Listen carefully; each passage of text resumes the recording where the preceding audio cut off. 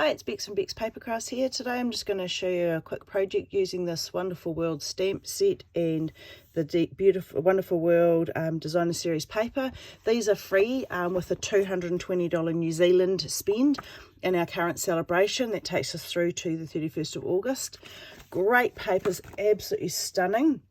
So you can see here that they're all floral, and yeah, I don't normally do floral, but I really like these papers.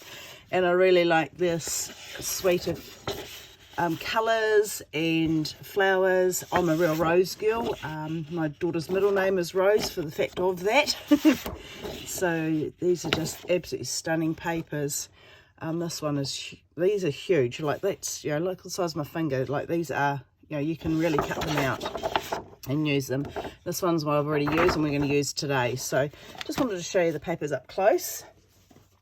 Today's project is going to be making this card, and the inside I've stamped as well. We are using the Melon Mumbo and Rich Raspberry to make this card. So I just use a half an A4 because of course we're in the South Pacific, so we are in metric measurements. So half A4 of my Rich Raspberry. I have then got some Melon Mumbo, and that's a quarter of an A4, just with a little bit trimmed off. I prefer to do mine, so mine will be 10 centimetres by 14.4 centimetres.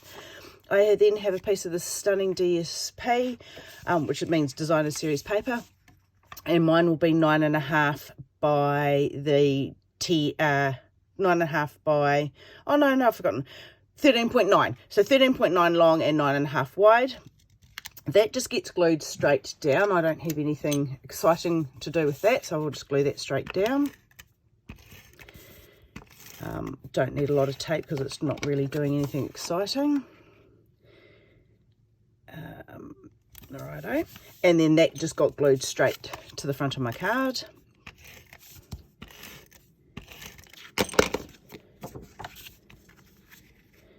So that's nice and easy, that piece.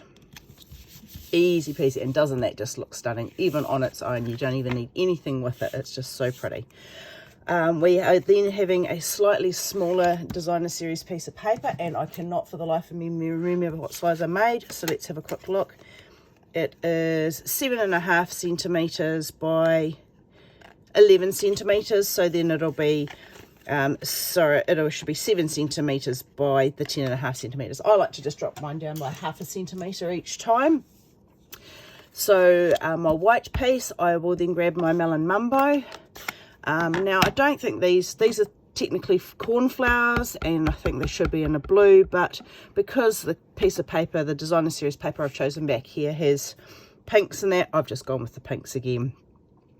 So my Melon Mumbo, just stamp my cornflower, and then I have, now I've grabbed the Happy Birthday from the Days to Remember stamp set. So it's just a nice little one. It's not very big at all. And I love this stamp set. I use it a lot.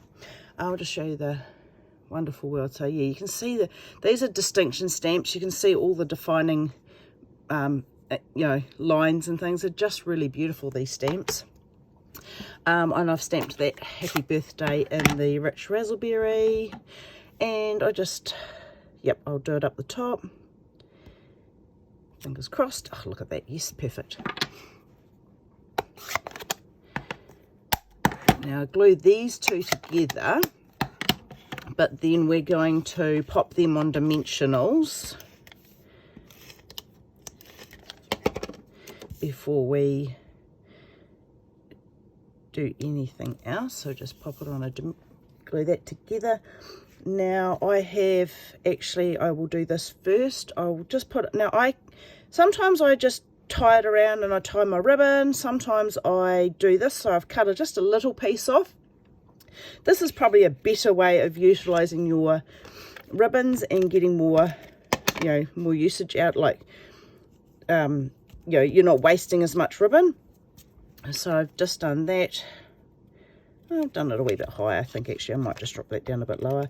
And I just like to tack my ribbons with a bit of adhesive at the back. It just keeps them in place nicely when I'm doing what I want to do. So let's have a look now. Oh, wonky. but I actually want it to come up, so we'll just move that one. And that's what's good about the tape, that you can just maneuver it up and down to suit yourself. So with my bow, which I've already tied because, yeah, I'm efficient like that, and I don't want to tie a bow on camera, I will decide which side up I want my bow. I think we'll go that way. Lovely little glue dot, and I will finish my bow, whoops, on that side there. And now I'll get my dimensionals and pop them on.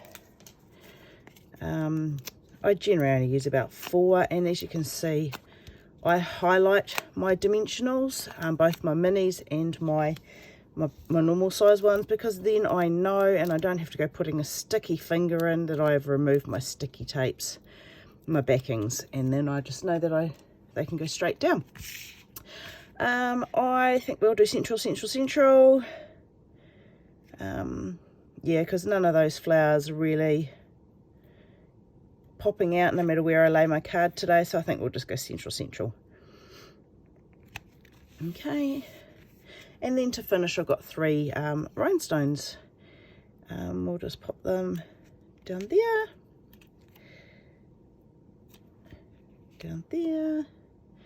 and one up there.